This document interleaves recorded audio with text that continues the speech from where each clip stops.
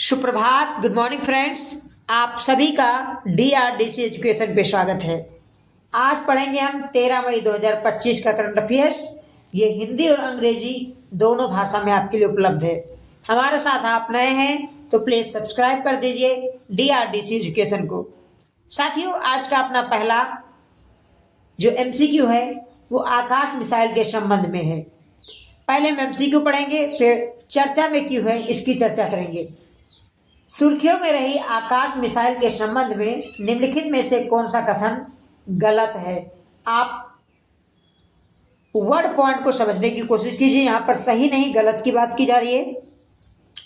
आकाश missile की range 500 kilometre है, या बी आकाश मिसाइल हवा से हवा मार करने में सक्षम है, सी आकाश मिसाइल एक साथ 12 लक्ष्य को भेज सकती है, या the Akash missile integrated missile guided development programme का हिस्सा है। तो इसमें साथियों सभी सही आंसर हैं, जबकि ऑप्शन ए हमारा गलत है, क्योंकि आकाश मिसाइल की जो रेंज है साथियों वो 500 किलोमीटर नहीं है, ये 25 से 30 किलोमीटर है।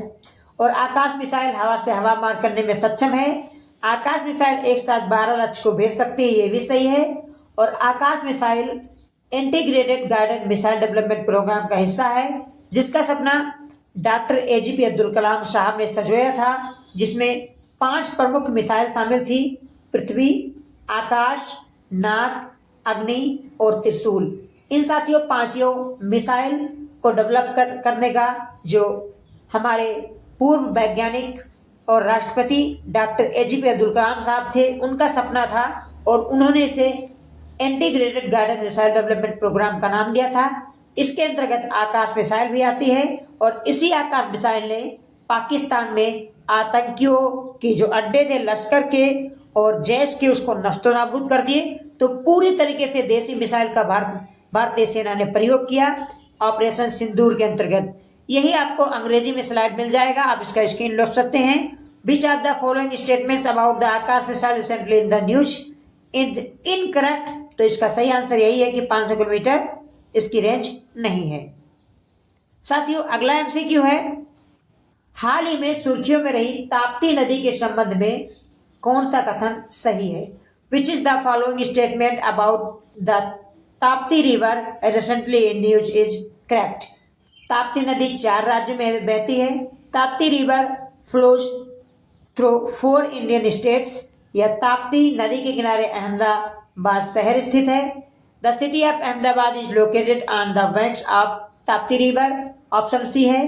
ताप्ती नदी की लंबाई 855 किलोमीटर है। Tapti river is a total length of 855 kilometres. या हाल ही में महाराष्ट्र और मध्य प्रदेश ने ताप्ती बेसिन मेगा रिचार्ज के लिए संयुक्त समझौता पर हस्ताक्षर किया है। इसका सही आंसर साथियों ऑप्शन डी, क्योंकि हाल ही में महाराष्ट्र और मध्य प्रदेश की सरकार ने ताप्ती बेसिन मेगा रिचार्ज परियोजना पर संयुक्त रूप से हस्ताक्षर किए हैं। तो इसका सही आंसर है ऑप्शन डी। अब इसके बाद बात कर लेते हैं गलत क्यों है साथियों। इसका स्पष्टीकरण मैं लेके आया हूँ।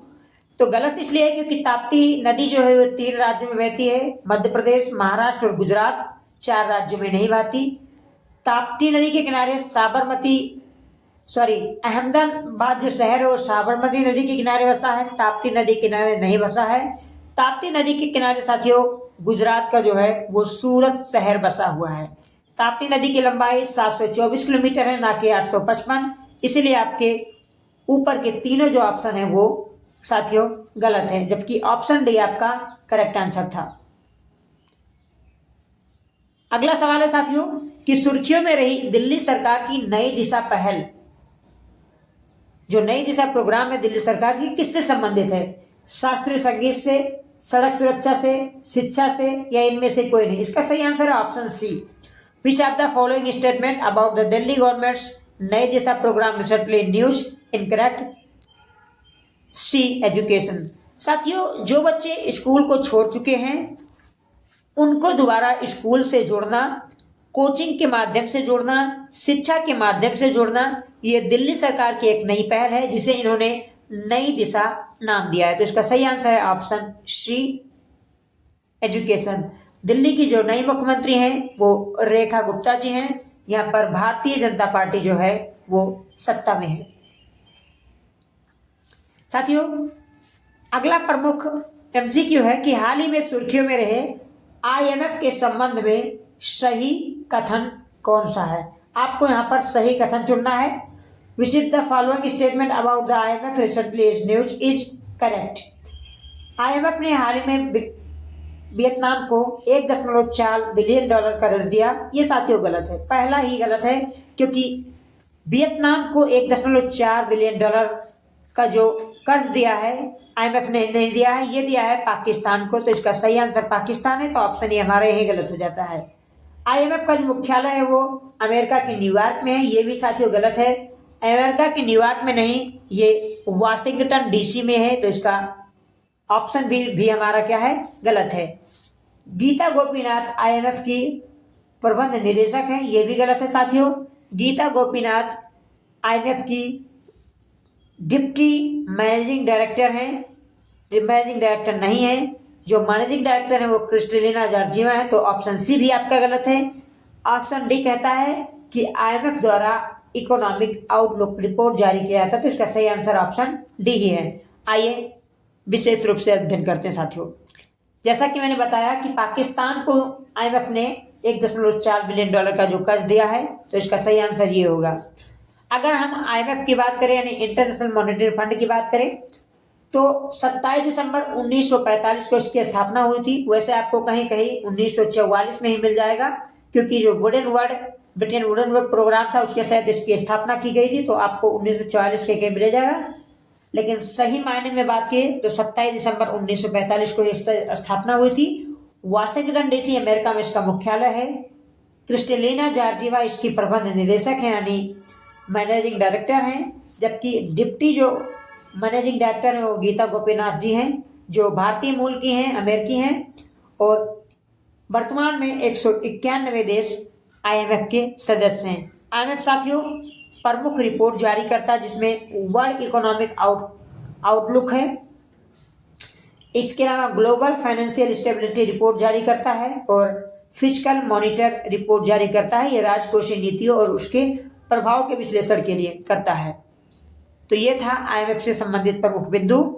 अब बढ़ते हैं अपने अगले एमसीक्यू की ओर। अगला जो एमसीक्यू है साथियों वो है कि राष्ट्रीय प्रौद्योगिकी दिवस क्यों मनाया जाता है। Why is National Technology Day celebrated in India. Bharat की अंतरिक्ष यात्रा की शुरुआत की याद में जी नहीं, ये गलत है। भारत के पहले कंप्यूटर निर्माण की वर्षगांठ में, ये भी गलत है। पोखरण परमाणु परीक्षण की सफलता की याद में, ये सही है साथियों। या इसरो की स्थापना के दिवस में। तीनों ऑप्शन आपके गलत हैं। ऑप्शन सी आपका सही आंसर है, क्योंकि to celebrate the issue success of Pokhran nuclear test, इसके लिए साथियों हम सेलिब्रेट करते हैं, तो option C is correct answer. बात करते हैं अगर हम भारत के परमाणु परीक्षण की, तो सबसे पहले भारत सरकार ने 18 मई 1974 को इस्माइल बुद्धा के नाम से पहला परमाणु परीक्षण किया था। ये पोखरण राजस्थान में किया था। उस समय प्रधानमंत्री इंदिरा गांधी जी थी। और हमारा जो था, जैसा हमने इसे नाम दिया था इस्माइल बुद्धा, बुद्ध जी हैं जो गांधी जी है, ये शांति के प्रतीक माने जाते हैं पूरी दुनिया भर में। और शांति परमाणु विस्फोट था, ये पीसफुल न्यूक्लियर एक्सप्लोजन था साथियों। दूसरा हमने जो परमाणु परीक्षण किया था वो एक 11 मई को, एक 13 मई को 1998 में किया था पोखरण में, और इसे हमने ऑपरेशन शक्ति का नाम दिया था। यहाँ हमने शांति की बात नहीं की, यहाँ हमने शक्ति की बात की। और इस समय जो प्रधानमंत्री थे अटल बिहारी वाजपेयी जी थे, मुख्य वैज्ञानिक डॉक्टर एपीजे अब्दुल कलाम साहब थे, और इन्हीं के निर्देशन में साथियों ये परमाणु परीक्षण हुआ था। टोटल 5 परमाणु परीक्षण किए गए थे 1998 में, और इसीलिए हम हर वर्ष 11 मई 1998 को राष्ट्रीय प्रौद्योगिकी दिवस के रूप में मनाते हैं। कहीं कहीं आपको 12 मई मिलेगा, लेकिन वो गलत है, इसका सही आंसर है 11 मई। साथियों आज का आखिरी एमसीक्यू है कि हाल ही में अंतर्राष्ट्रीय नर्स दिवस कब मनाया गया, तो इसका सही आंसर है 12 मई। फ्लोरेंस नाइटिंगेल की जो है उनकी स्मृति में मनाया जाता है साथियों। ये एक नर्स थी जिन्होंने युद्ध काल में सेवा की थी, और इनके जन्मदिन को 12 मई के रूप में हम अंतर्राष्ट्रीय नर्स दिवस के रूप में मनाते हैं। साथियों, आप हमारे साथ जुड़े इसके लिए बहुत बहुत धन्यवाद। थैंक यू सो मच आप सभी को। आप सभी से निवेदन है कि सेशन पसंद आया तो लाइक कर दीजिए, सब्सक्राइब नहीं किए सब्सक्राइब कर दीजिएगा, साथ ही बेल आइकन को प्रेस कर लीजिए और DRDC एजुकेशन के साथ जुड़िए। जय हिंद, जय भारत।